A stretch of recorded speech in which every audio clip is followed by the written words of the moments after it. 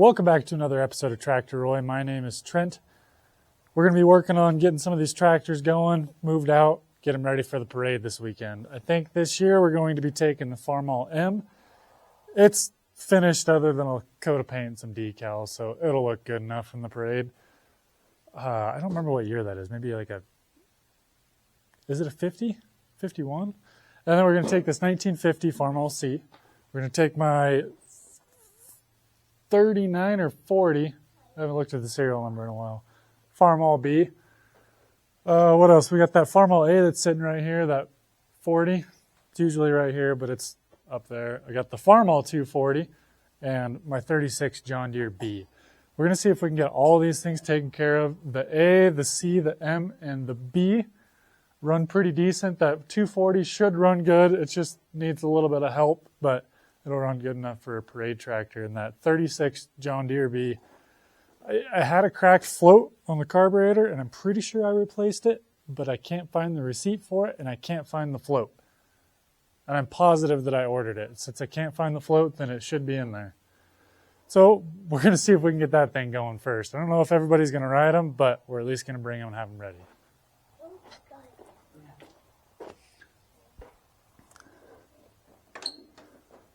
The M, the A, and the C, we've gone through them pretty good, so they all start pretty dang well usually. Usually. Now's the time where I'm going to be called a liar, though. Let's see.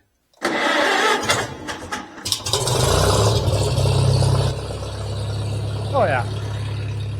We got her.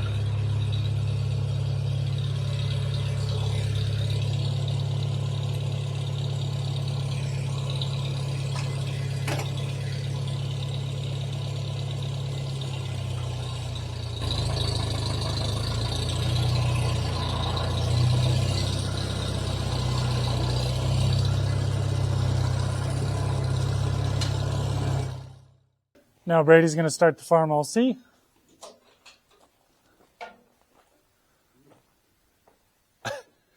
Been sitting for a minute, full spider webs. Yeah.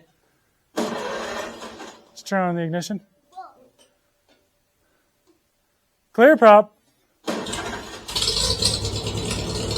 Oh, like a glove.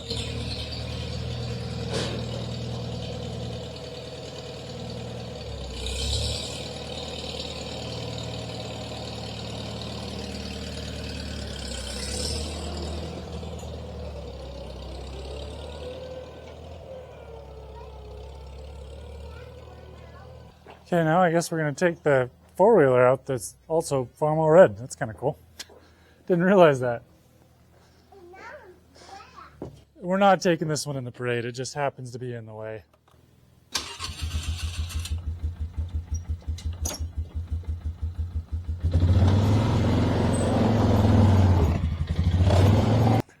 Okay, now those two that we just pulled out really don't need anything. That Farmall A doesn't need anything. It took to the rake because I was using it. That M was hooked up to the rake because I was using it this year. This one we pull started for that first trip. I need to clean the carburetor out. It's got some old gas in it. And the final on that left side, the axle bearing that meshes with the final, it's growling pretty good. So we got to see if we can fix that, if it's going to be fairly easy. This one, my bowl for my oil bath air filter, has some holes in it, needs welded up. We've epoxied it before, but I want to see if I can weld it, if that'll help it. And then this needs pressure washed. Oh shoot, this one's missing the coil because it went out on the M. Forgot about that. So we got to replace that. So I guess we're going to try and get this thing going now, because that one's going to need some work. Boy, I might need some oil.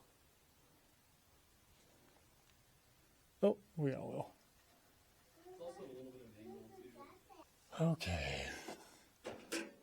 Choke. Give it some gas. It was just grumpy doing it this way, so I don't know if it's going to work or not. We'll see. Must have been like 2-3 weeks ago I started this. When it's clean, it just pops right off, but About like that.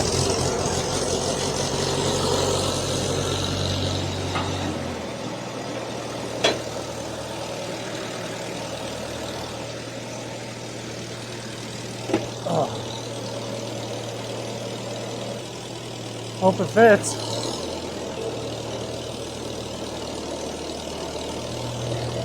Tight squeeze. Rubbing on both tires.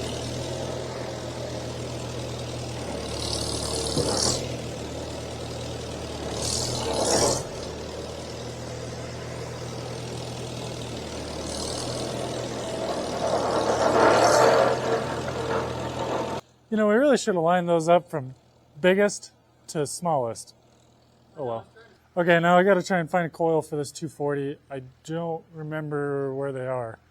We can probably use that one off the M. I kind of wonder if the ballast resistor was what was bad. So this is your typical Farmall distributor of this era from like the, well, once they started putting distributors onto tractors until they probably went to like the 460s. This is a 240. It's still in the same range as the 460 and 560. It's just a 4-cylinder engine, a little bit smaller tractor. This has a tack drive on it, but otherwise this is the same setup as is on the letter series. So the coil right here on the M, this one came off the M and it was heating up, but I kind of wonder if our ballast resistor was bad.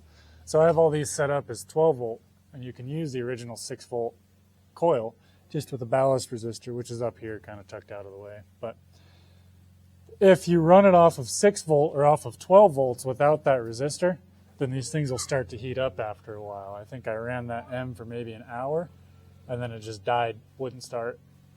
But as long as you wait until it cools back off, then it'll fire back up again. So this one I know has a good ballast resistor on it, but this tractor needs a little bit of work, so I don't think I'm going to be hanging with it. So we're going to try this out. I got a couple other ones over at my house. They're just not here that we can swap out that I know are good too. So since I have an alternator on this, I have it set up as negative ground. You got those channel locks? I have this set up as negative ground.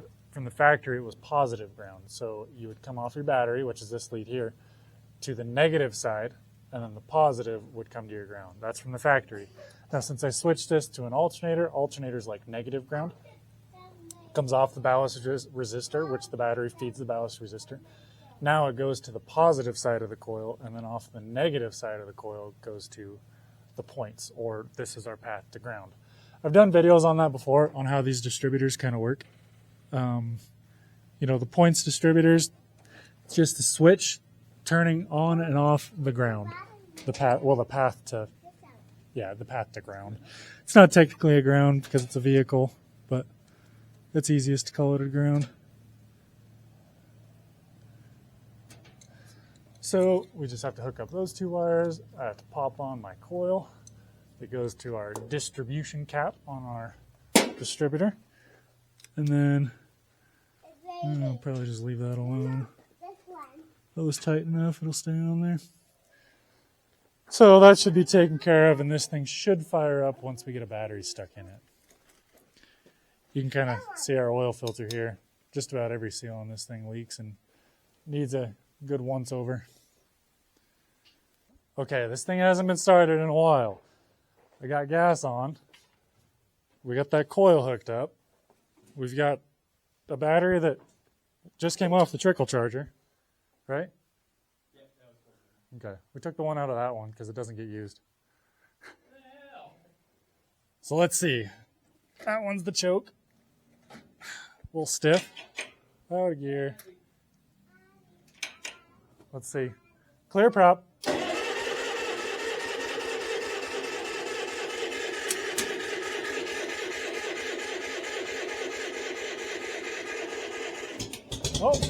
Oh, look at that. I was about to stop.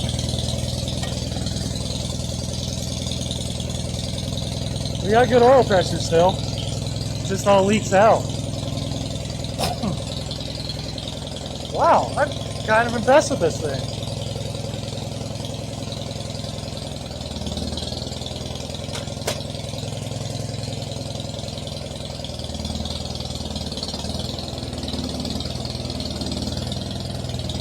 We'll let that thing run a bit. It's right there. Make sure that coil's going to work for us. And we still got to go up and get the A in the other rake. Oh, we're going to see if we can work on this thing next, I guess. But I'm going to go grab a temp gun, and we'll see if we got a dead cylinder on here, or which one's not putting out as much heat. I found this thing brand new in the package with the case when I was driving down one of the lease roads at work, and it was just hanging out. Like nobody ran it over. I say score. We'll see if you can hear me, but I'm going to go right at the exit. So like right there.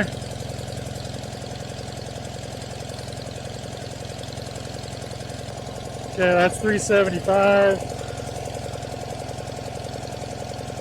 266. 288. 370, 390.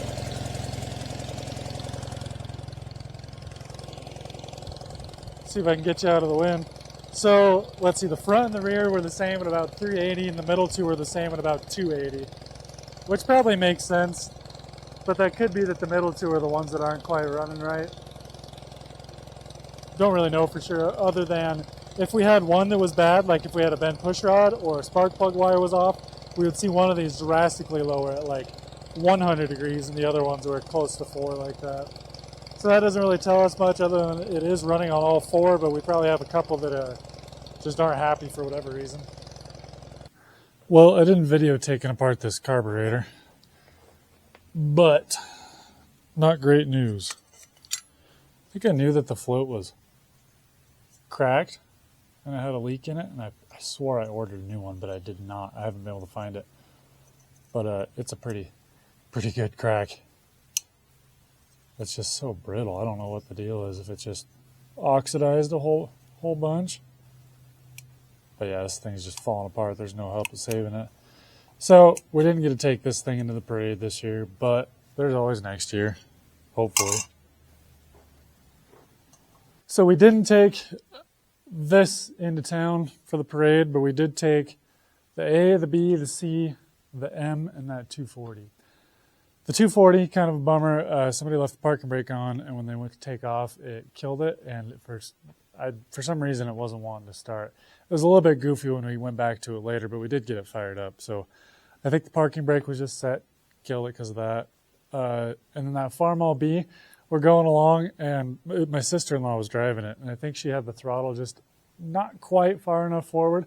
And we kept having to bump the clutch, just creeping and crawling along, and I think she killed it then. And we didn't realize that the throttle had moved, I think, forward is faster and backwards is slower. So it moved like a notch backwards, and it just would not start. So that sucked. We just pushed it off into the alleyway next to the old Mexican restaurant in town and went back to it later. But same thing, figured out the throttle, and it just fired right up.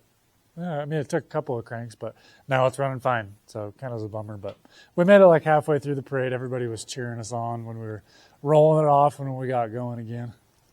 So this is my first load. I got the A, 240s there in the middle, and then that C is up at the front. One thing that I did notice on this A that we're gonna have to get taken care of. This is very loose. So you go up here to the steering. Let's see if I can do this. It's like before we get any movement. A lot of play. So this steering gear needs gone through. That needs gone through, which is fine because I'm going to have some new parts coming. But that 240, like I told you, it died. It's super goofy. I wonder if I've got the ignition for the distributor set up too close to the starter. So when you're engaging the starter, it draws too much of a load, so it'll spin the engine up, and then once you let go of the starter, then the distributor kicks in and it fires up. It's weird. It sounds like it's never going to start. You just let off and it kicks back on. Well, we were kind of in a hurry. I've got the M pulled in from the parade. As you can see, I still haven't painted it.